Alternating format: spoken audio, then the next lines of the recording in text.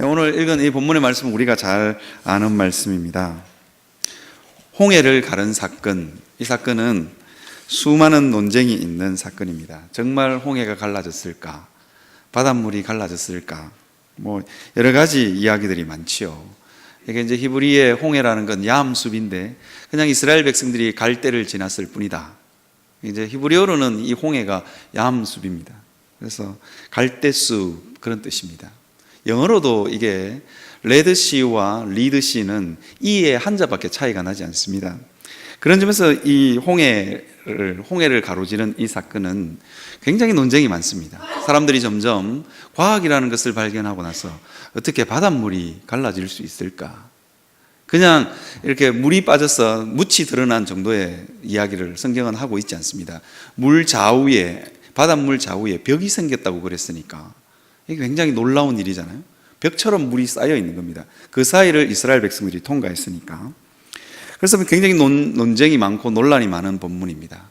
과학적으로 아마 밀물과 선물 차이에 의해서 묻이 드러났을 거다, 그렇게 설명하는 사람도 있고, 아까 제가 말씀드렸던 것처럼 히브리어로 홍해는 얌숲인데 갈대숲을 이스라엘 백성들이 지났을 거다, 그런 이야기도 하는 사람들도 있습니다. 어쨌거나 우리는 이 홍해가 갈라진 사건을 전능하신 하나님의 역사라고 믿습니다. 그 역사 가운데 무슨 의미를 내포하고 있느냐 하는 것을 오늘 여러분들과 함께 살펴보려고 합니다. 우리는 때때로 이스라엘 백성들이 홍해 앞에 서 있는 처참하고 난감한 상황, 앞으로도 가지 못하고 옆으로도 가지 못하고 앞은 홍해가 가로막혀 있는 좌우 뒤를 완전히 사면 초가가 된 상황입니다. 뒤에서는 애굽의 군대들이 쳐들어오는, 잡아 죽이려고 쫓아오는 그런 상황입니다. 옆으로도 가지 못하고 앞으로도 가지 못하고 홍해가 빙 둘러싸고 있는 지역, 그 지역에 이스라엘 백성들이 진쳤다, 그렇게 이야기하고 있습니다. 그런데 오늘 우리가 14장의 이 출애굽기의 본문을 자세히 들여다보면 여기에 진치게 된 이유가 있습니다. 왜 진쳤느냐? 하나님이 거기에 진치라고 하셨기 때문입니다. 2절에 보면 이스라엘 백성들에게 명령하여 돌이켜, 이렇게 이야기합니다. 잘 가고 있는데, 이 길인갑다 이러고 잘 가고 있는데 하나님이 명령하여 돌이켜라. 그리고는 그 믹돌 사이에, 바다와 믹돌 사이에 비하히롯 곧 스알보돈 맞은편 바닷가에 장막을 치라, 그렇게 이야기하고 있습니다. 하나님이 치라 한 곳에 장막을 쳤습니다. 그런데 결과는 완전히 딴판입니다. 결과는 어떻게 되냐면 뒤에서는 쫓아가고 옆으로 좌우로도 가지 못하고 앞편 홍해가 가로막고 있는, 하나님은 의도를 가지고 여기에 진치라고 명령하신 것입니다. 잘 가고 있는 백성을 돌이켜서 거기에 진치라, 그렇게 말씀하신 것입니다. 때때로 하나님은 우리의 인생 가운데 홍해를 만나게 하십니다. 우리는 때때로 이 홍해를 만날 때마다 내가 왜 이런 홍해를 만나야 되나? 내가 하나님 앞에 잘못한 것이 있나? 난 11조도 잘했고 교회 예배도 잘 드렸고 교회에 충성되이 섬겼는데 왜 이런 일이 일어나느냐? 우리는 그런 의문을 가질 때가 종종 있습니다. 그때마다 우리가 기억해야 되는 사실이 있습니다. 하나님이 영광을 받으시기 위해서입니다. 하나님이 우리를 통해서 자신의 영광을 드러내기 위해서 그렇게 한다는 것입니다. 홍해를 만나게 하십니다. 그리고는 그 홍해 가운데 홍해가 갈라지는 역사를 통해서 하나님이 이스라엘 백성들을 얼마나 사랑하시는지, 그리고 또 하나님이 세계와 열방 가운데 자기의 영광을 드러내기를 원하시는 것입니다. 하나님은 때때로 우리를 사용하셔서 당신의 영광을 드러내기를 원하십니다. 4절에 보면 그렇게 되어 있습니다. 뭐라고 했냐면 그의 온 군대로 말미암아 영광을 얻어 애굽 사람들이 나를 여호와인 줄 알게 하리라 하시매. 하나님의 의도가 여기에 숨어 있습니다. 쫓아오는 군대를 바라보면서 이스라엘 백성들은 모두 다 두려워 떨고 있는 그 상황 가운데서 하나님의 대답은, 하나님의 목적은 전혀 다른 곳에 있는 것입니다. 내가 그와 그의 온 군대로 말미암아 영광을 얻어. 하나님은 우리가 만나는 그 홍해를 통해서 영광을 얻기를 원하시는 분이십니다. 그래서 하나님은 때때로 우리에게 참 돌이켜야만 하는, 그러니까 잘 가고 있는 일을, 상식적으로 이해되지 않는 것을 하나님께서는 우리에게 때로 선택하게 하십니다. 그렇게 선택하면 하나님이 복을 주시고, 그죠? 굉장히 어려운 거 선택했잖아요. 내 머리로 이해되지 않는 것, 나는 분명히 이쪽 길인데 하나님이 자꾸 이쪽 길이라 그러는 거예요. 그래서 이쪽 길을 어렵게 선택했어요. 이쪽 길을 선택하면 고난이 뻔히 일어나고 환난이 뻔히 일어날 줄 알면서도 하나님이 하라 했기 때문에 선택한 거예요. 그런데 그 결과는 홍해입니다. 그것을 이야기하고 있는 것입니다. 그럴 때마다 우리가 기억해야 될 사실이 있습니다. 하나님이 이 홍해를 통해서 영광을 얻기를 원하시는구나. 그렇게 믿음으로 고백할 수 있는 여러분들이 되시기를 바랍니다. 제가 아는 목사님 중에 제가 대학교 1학년 때 제 SFC 1학년이었을 때 저를 가르쳤던 목사님이 한 분 계시는데요. 이분은 사람이 도저히 해결할 수 없는 일이 생기면 가슴이 설레신대요. 저건 무슨 말인가? 제가 말 못 알아들으셨죠? 사람이 도저히 해결하지, 앞으로도 뒤로도 가지 못하는 그 상황을 만나면 이분은 잠자리에 누워서 자기 와이프 몰래 빙긋이 웃는데요. 왜 웃을까? 빙긋이 웃는데요. 웃는 이유가 뭐냐 하면 하나님이 어떻게 일하실 것에 대한 기대가 있기 때문에. 대단한 믿음인 것 같아요. 저는 대학교 1학년 때는 그 말이 무슨 말인지를 몰랐어요. 그 말이 무슨 말인지를 몰랐는데 세월이 지나면서 좀 이해가 될 것 같아요. 우리는 인생을 살면서 수많은 위기들과 수많은 홍해를 만납니다. 그 홍해를 나는 피해가겠다.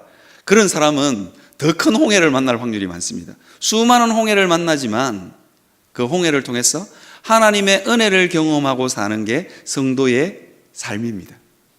그런 점에서 여러분들은 잘못 선택한 길일 수도 있습니다.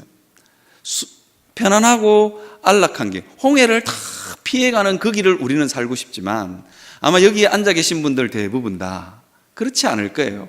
저도 한 40년 정도 살았는데요. 저 앞에 수많은 홍해가 있었습니다. 여자친구에게 차이는 홍해도 있었고요.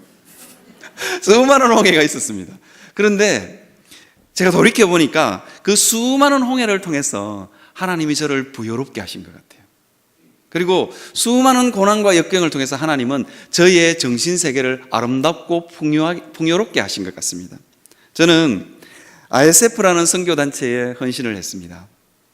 어떤 단체냐면 외국 유학생들. 외국 유학생들이라고 하니까 그렇게 참 있어 보이지만요, 실제로는 그 사람들하고 같이 지내보면요, 외국인 노동자들입니다. 카레 냄새 나고, 그리고 어쨌든 뭐라 그래야 될까요? 어쨌든 굉장히 가난한 지역에서 온 친구들입니다. 자취방에 이렇게 가면 정말로 이렇게도 사람이 살아도 되나? 이런 생각이 들 정도로 어렵습니다. 한 번씩 이제 우리 집에 초대를 하고 나면 남은 음식을 저거는 안 싸갔으면 좋겠는데 라는 생각이 드는 음식 제가 싸주거든요. 그런데도 그것까지 아깝다고 다 싸가는 친구들, 그런 친구들입니다. 제가 이제 그 친구들을 사역하기 위해서 제가 헌신한 적이 있습니다. 제가 그걸 헌신할 때요, 제가 참 앞길이 좀 막막했습니다. 그때는 총각이었는데 좀 큰 교회 가야 장가도 잘 가고, 그죠? 저도 한때는 권사님들이 꽤 탐내는 신랑감 중에 하나였습니다.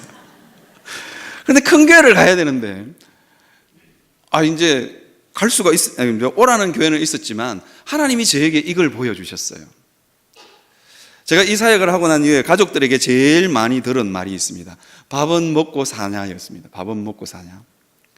여기는 이게 정식적인 사례가 나오는 곳이 아니었습니다.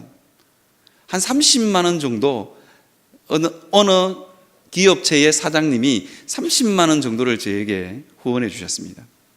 그래서 우리 누나들이나 형님이 저에게 전화를 하면, 야, 너 밥은 먹고 살아? 제가 그 말을 들을 때마다, 형, 밥값 좀 보내줘. 그렇게 하면 형수가 너무 제가 불쌍하니까 밥값을 지어주기도 하고 뭐 그랬습니다.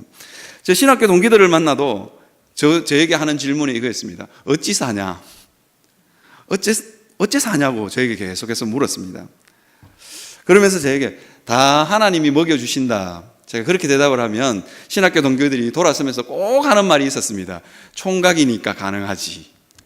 그냥 사역하면 이강도사 대단하다 뭐 이렇게 하면 되는데, 딱 돌아서면서 그래, 너는 총각이니까 뭐 그래 살아도 안 되겠나 뭐 꼭 그렇게 이야기를 하는 거예요. 전들 이 사역에 헌신하고 싶었겠습니까? 한 1년쯤 하고 나니까요, 처음에는 영어를 쓸 수 있다는 기쁨도 있고 다양한 외국에서 온 사람들 만나는 그런 사람들을 친구로 사귀는 기쁨도 있었어요. 그런데 어느 날 갑자기 저를 보면서 제가 버스에서 인도 친구랑 한참 대화를 하다가 옆에 사람에게 물었습니다.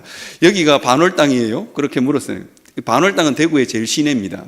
반월 땅이에요? 그렇게 물었는데 옆에 있는 여고생 하나가 깜짝 놀랐어. 이야, 한국말 진짜 잘한다 그러는 거예요, 저보고. 자존심이 팍 상해가지고, 한국 사람이었어요? 아니, 한국말 진짜 잘하는데? 그렇게 말하는데 정말 이 마음이 아파가지고 이 사역을 계속 해야 되나 그런 생각이 종종 들었습니다. 그런데 제가 10년 사역을 하면서 정말로 내 머릿속에는 교회로 가야 된다, 그것도 좀 큰 교회를 갔으면 좋겠다, 그 마음이 제 마음속에 끊임없이 피어올랐지만 하나님은 대답하지 않으셨습니다. 네가 있어야 될 곳은 거기다. 하나님, 이렇게 살다가 늙어 죽을 수도 있나요? 평생을 해야 되나요? 그러니까 하나님이 전혀 대답을 하지 않고 너 있을 곳은 거기다, 그렇게 말씀하셨습니다. 제 앞에서는 제 진로와 인생을 놓고 볼 때는 홍해가 하나 가로막혀 있는 것 같았습니다. 그런데 하나님이 그렇게 말씀하셨을 때 제가 그냥 하나님, 있으라 할 때까지 있을게요, 그 대답을 제가 한 적이 있습니다. 그 사역 10년 하면서 하나님께서는 저에게 정말 좋은 것들을 많이 주셨습니다. 제가 계산해 보니까 큰 교회 부목사로 있었던 연봉보다 제가 받은 연봉은 아니지만 집사람이 받은 연봉이지만 훨씬 더 많은 연봉을 받았고 넉넉하게 살았습니다. 하나님이 주신 복인 것 같아요. 그래서 저는 작은 사택에 살아도 별로 부럽지가 않습니다. 저는 살아봤거든요.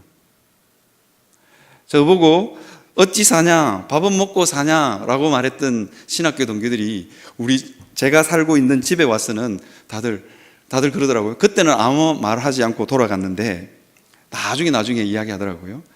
강도사가 저런 좋은 집에 살아도 되나, 그런 의문이 들었대요. 그렇게 좋은 집도 아닙니다. 그런데 다른 부목사님들의 집보다는 훨씬 더 좋은 집에 살아봤습니다. 그래서 저는 사역하면서 집에 욕심이 있거나 차에 욕심이 있거나 다른 어떤 것에 별로 욕심이 없습니다. 왜냐하면 하나님이 그 기간 동안에 저에게 그것을 누리게 해 주셨기 때문입니다. 별 것 없다 하는 것을 저는 그 사역 기간 동안에 배웠습니다. 뿐만 아닙니다. 저는 MIT를 나온 교수님들과 세계에서 쟁쟁하다는 명문대학을 나온 교수님들과도 교제하고 사귈 수 있는 시간이 있었습니다. 그 기간을 통해서 저는 언제나 교수님들 앞에만 서면 작아졌는데 그분들은 얼마나 대단하신지. 그런데 그분들하고 사귀면 살면서 제가 내린 결론, 세상에 명문가는 없다. 그분들도 저와 똑같은 상처가 있고 고민이 있고 다 있더라고요. 교수님들하고 한 10년쯤 살고 나니까 교수님들이 자기 집 이야기도 해주고 자기 애 이야기도 해주고 자기 와이프 이야기도 해주고 그렇게 다 이야기를 해줘요. MIT를 나온 교수님하고도 이야기도 해보고 하버드를 졸업한 분들하고도 이야기해보고 캠브리지를 나온 분들하고도 한번 이야기를 해본 적이 있습니다. 그런데 내린 결론이 뭐냐? 인생은 하나님 앞에서 다 똑같은 죄인이구나. 어쩔 수 없는 죄인이구나. 그래서 저는요, 설교를 잘 못하지만 교수님들 앞에 설교한다고 해서 절대로 쫄지 않습니다. 왜? 다 경험해 봤으니까. 하나님이 그 기간을 통해서 저에게 참 많은 것, 좋은 것을 주셨던 것 같습니다. 여러분 있잖아요, 하나님이 거기에 장막을 쳐라. 거기에 장막을 쳤더니 홍해가 가로막고 있다. 하나님은 여러분들 통해서 홍해가 갈라지는 역사를 실행하실 것입니다. 그죠? 그것을 믿고 살아갈 수 있는 여러분들이 되시기를 바랍니다. 제가 외국 유학생 사역을 하면서 제일 많이 불렀던 노래가, 제가 한국어로는 기억이 잘 안 나요. 분명히 한국어로도 번역된 곡이거든요. God will make a way, 그런 노래가 있습니다. 이 노래는 언제 불렀냐면 하나님이 길을 만드실 것이다 해석이 그렇습니다. God will make a way. 그 다음에 잘 기억이 나지 않는데 항상 이 노래를 불렀습니다. 언제 불렀냐? 외국 유학생들이 자기 나라로 돌아갈 때 이 노래를 불렀습니다. 하나님이 길을 만드실 것이다. 여러분 있잖아요. 외국 공항에서 마지막으로 이 외국 유학생들이 이제 복음으로 3년씩 4년씩 교제하고 난 이후에 자기 나라로 돌려보낼 때 참 이 전도자들의 마음이 너무너무 마음이 아픕니다. 왜 아프냐? 예수 믿고 돌아가는 아이들은 자기 나라에 가서 신앙생활 잘할 수 있을까? 거기에 대한 이 걱정이 있어요. 그러니까 공항에서는 한국의 멤버들 모두 다가 자유롭지가 못합니다. 다 죄인이야. 3, 4년 동안 외국 유학생들이 예수 믿는 그 일로 수고하고 애쓰고 힘쓰고 목사인 제가 봐도 도저히 저렇게 섬길 수는 없을 거라고 생각했음에도 불구하고 공항에서 God will make a way 그 친구를 출입국 이미그레이션 앞에서 티켓팅하고 딱 들어가는 그 앞에서 God will make a way라는 노래를 부르면서 한국 멤버들도 다 울고 외국 멤버들도 다 웁니다. 외국 애들은 우리의 걱정을 모릅니다. 그냥 자기는 그냥 자기한테 한국에서 너무 잘해줬던 친구들과 헤어지니까 흘리는 눈물. 한국 멤버들은 저 친구가 자기 나라로 돌아가서 신앙생활 제대로 할 수 있을까? 거기다가 예수 안 믿고 들어가는 친구가 있으면, 예수 안 믿고 자기 나라로 돌아가는 친구가 있으면 가슴이 더 무너져요. 마치 내가 똑바로 못했어, 내가 열심히 하지 않았어 믿지 않는 것 같을 때가 너무 많았습니다. 그런데 하나님이 그 친구들을 향해서 길을 만드시더라고요. 우리는 그 길이 어떤 길인지, 우리는 이스라엘 백성들 아무도 홍해의 길이 날 거라고는 상상을 하지 못했을 것입니다. 그런데 하나님은 홍해의 길을 내시더라고요. 얼마 전에 제가 가르쳤던 중국 유학생 하나가 카톡으로 동영상을 하나 보내왔습니다.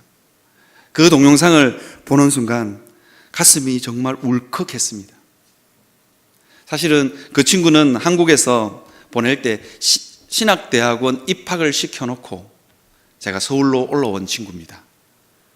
그 친구가 신학대학을 다니면서 자기 나라 중국 유학생을 책임질 수 있을 것 같아서 ISF에 들어오는, 제가 선교단체 했던 그 단체에 들어오는 후원금으로는 제가 사례를 받아가고 그 친구가 신학을 할 돈이 안 되었습니다. 그래서 저는 하나님께서 길을 열어주셔서 서울시민교회로 왔고 후원금을 다 그 친구의 학비로 쓰기로 하고 그렇게 결정하고 서울로 올라왔습니다. 그런데 이 친구가 신학교를 합격해놓고는 3월 달에 입학을 해야 되는데 이 친구가 못하겠다는 거예요. 그리고는 중국으로 훌쩍 떠나버렸습니다. 신학교에서는 저에게 연락이 왔습니다. 학생이 학교를 안 온다고. 근데 할 말이 없더라고요. 그냥 돌아갔습니다. 마음이 너무너무 아팠습니다. 그런데 얼마 전에 저에게 카톡으로 동영상을 하나 보내왔는데 자기 교회에서 첫 설교하는 동영상이 저에게 딱 날라온 거예요. 중국말로 했는데 한마디도 못 알아들었어요. 근데 한마디도 못 알아듣는데 눈물이 너무너무 나는 거 있죠. 하나님이 어떻게 이렇게 길을 만드셔서 이 친구를 신학을 시켜서 자기 교회 목사님이 어디 출타하셨대요. 그리고는 자기 교회 목사님이 네 설교 한번 해봐. 그래서 설교를 하게 된 거예요. 그래서 그걸 누가 동영상으로 찍었어. 자기 친구들이 찍었는데 이 친구가 저에게 제일 먼저 보내준 거예요. 제가 그 동영상을 같이 섬겼던 ISF 한국인 멤버들에게 다 보냈어요. 다 정말 많은 눈물을 흘렸습니다. 하나님은 우리가 상상하지 못했던 길을 여시는 분입니다. 여러분, 그것을 믿고 살아갈 수 있는 여러분들이 되시길 바랍니다. 여러분 있잖아요. 오늘 본문에 보면 이스라엘 백성들에게 뭐라고 이야기하냐면 이렇게 말합니다. 너희는 가만히 서서 여호와께서 오늘 너희를 위하여 행하시는 구원을 보라. 그렇게 이야기합니다. 여러분 있잖아요. 저희 집에는 애가 3명 있습니다. 애 중에서 제일 무서운 애가 누구냐? 누굴 것 같습니까?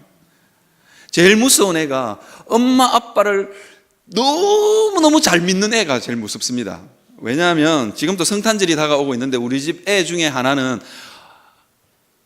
엄마 아빠가 반드시 이번 성탄절에 장난감 또봇 장난감을 반드시 사줄 거라고 믿고 있는 애가 있어요.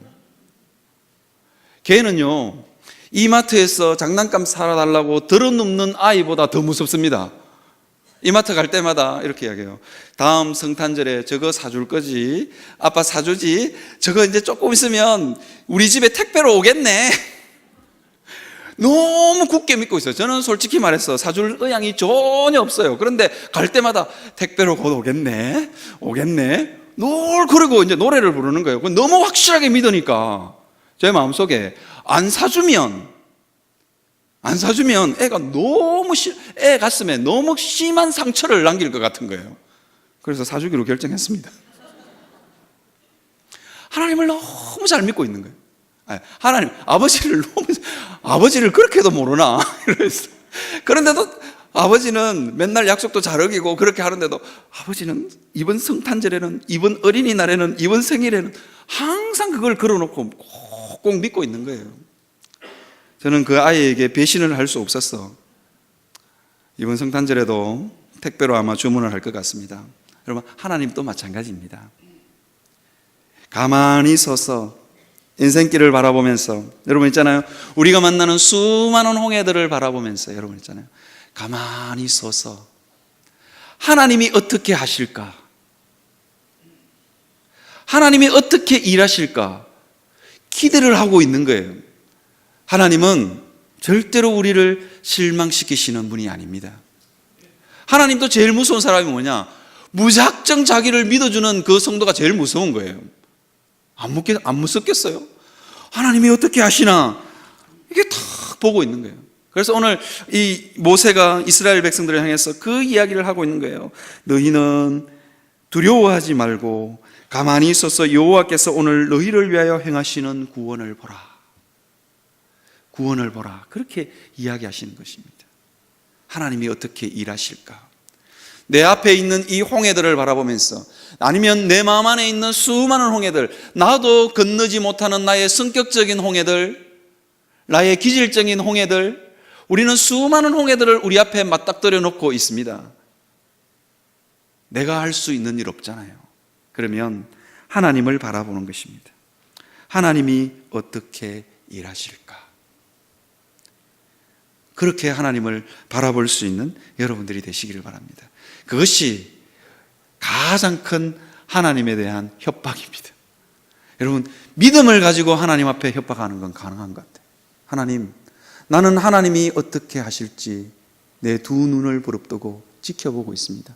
나는 아무것도 할 수 없었어.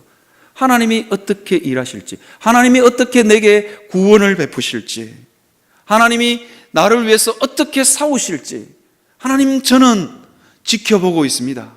하나님 아니면 도저히 길이 보이지 않습니다. 여러분, 그렇게 하나님 앞에 나아갈 수 있는 여러분들이 되시기를 바랍니다. 제가 오늘 마지막으로 여러분들하고 한번 이야기 하나만 해드리고 마치려고 합니다. 저는 제 인생에서 굉장히 서러운 순간들이 몇 번 있었어요. 언제가 서러웠냐? 신학교 등록금을, 아버지가 주는 신학교 등록금을 들고 신대원 입학부터 시작해서 등록금을 낸 적이 있습니다. 제가 전도사로 사역했던 교회는 등록금을 반밖에 대주지 않았습니다. 반은 어디서 와야 되는데 아버지가 보태주셔야만 했습니다. 그런데 우리 아버지는 예수를 믿지 않는 불신자였습니다. 물론 제가 초등학교 2학년 때부터 시작해서 중학교 1학년 때까지 아버지는 신앙생활을 하셨습니다. 그런데 저희 할아버지가 돌아가시고 난 이후에 아버지는 굉장히 충격을 먹었습니다. 장손이었고, 그래서 할아버지 제사를 지내야 된다는 이유로 4년인가 5년 정도의 신앙생활을 접고 교회를 다니지 않으셨습니다. 그런데 제가 그때부터 오래도록 기도 제목이 있었는데 아버지의 신앙생활이었습니다. 우리 부모님이 교회를 다녔으면 좋겠다. 그런데 우리 아버지는 7대 장손인가요? 몇 대 장손이었습니다. 그래서 찔러도 피 한 방울 안 나오시는 분이었어요.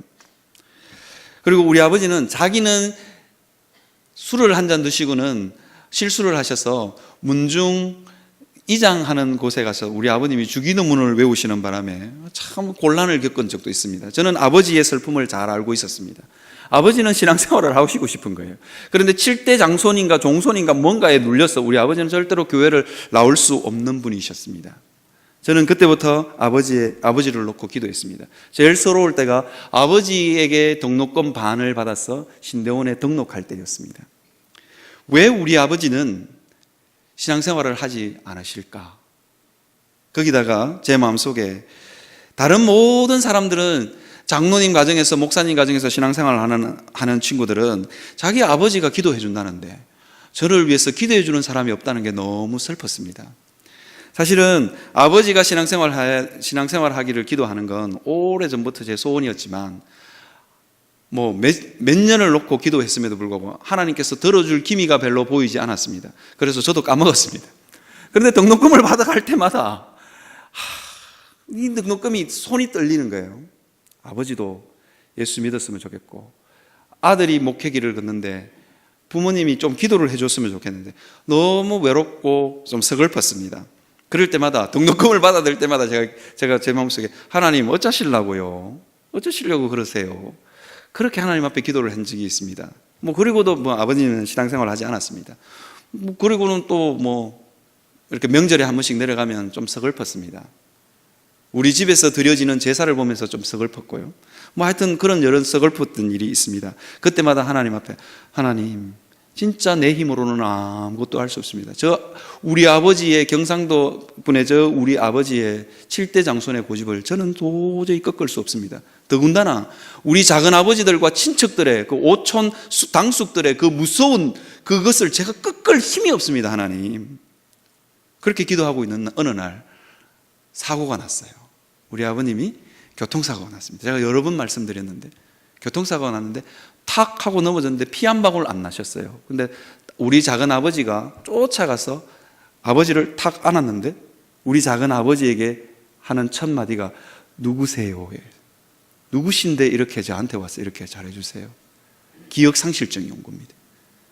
경주에 가면 동국대병원이라고 있는데요, 동국대병원 중환자실에 입원했어요. 말짱한 아버지가 중환자실에 누워 계시는 거예요. 제가 딱 갔어요. 아이고 총각은 누구세요? 그러는데 여러분 제가 지금은 웃고 이야기하지만요, 그때는요 진짜 완전히 하늘이 무너지더라고요.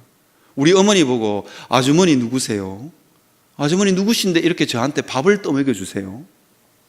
이러고 계시는 거예요. 그런데 이제 아버님이 중환자실을 나와서 일반 병실에 누워 계시는데 형님이 농담을 한 거예요. 형님이 뭐라고 농담을 했냐면 이렇게 이야기한 거예요. 형님이 보통 병원에 가면 퇴원하시면 교회 오실 거죠? 이런 이야기 잘 하잖아요. 그때는 다 예라고 합니다. 속으면 안 되는데 우리 제가 신방 가잖아요. 병원에 가서 퇴원하면 교회 한번 오실 거죠? 그러니까 예 그러더라고요. 지난주에도 제가 가서 그렇게 했거든요. 예 그러더라고요. 우리 형님도 그 대답을 유도하기 위해서 아버지 이제 퇴원하시면 이제 기억이 조금 돌아오셨어요. 아버지 퇴원하면 교회 가실 거죠? 그렇게 이야기했는데 우리 아버님 대답이 굉장히 걸작이었습니다. 경상도에서는 아들을 소원이라고 부릅니다. 아시는 분은 아실 건데 영어로 소원이 아니고 그냥 모르겠어요. 아들을 이놈의 소나 이렇게 부르시더라고요. 그럼 우리 아버님이 이렇게 이야기하셨어요. 이놈의 소나 내가 언제 교회를 안 갔나? 지난주도 갔다 왔잖아. 우리 형님이 깜짝 놀랐어요. 가만히 생각해 보니까 해석이 잘 안 된 거예요. 형님도 이놈의 소나 내가 언제 교회를 안 갔니? 안 갔어? 지난주도 갔다 왔다 아이가? 경상도 말로 딱 그렇게 하신 거예요. 딱 그렇게 하는 순간 형님이 해석이 안 됐어요. 옆에 있던 저도 해석이 안 됐고 우리 어머니만 해석이 된 거예요. 야, 너가 아버지 교회 가는 기억 외에는 다 사라졌다. 그 찬스를 우리 형님이 예, 아버지 퇴원하시면 이제 교회 가실 거죠? 그렇게 된 거예요. 그래, 가자. 이렇게 된 거예요. 그리고는 우리 아버님이 퇴원하시고는 교회를 다니기 시작하셨어요. 집안의 문중 모든 어른들이 우리 아버지 보고 아무 말을 못 하는 거예요. 뭐를 할 수가 있어야지. 정신이 이제 한쪽이 없는데 어떻게 말을 해요? 아무 말. 그러면서 우리 작은아버지 그랬어요. 야들아, 어쨌든 너가 아버지 교회 데리고 와서 나 사만 놔라. 이제 그래 된 거예요. 그래서 우리 아버님이 교회를 다니기 시작하셨어요. 그리고는 기억이 다 돌아오셨어요. 그리고는 이제 어떻게 됐냐면 우리 형님이 다시 질문했어요.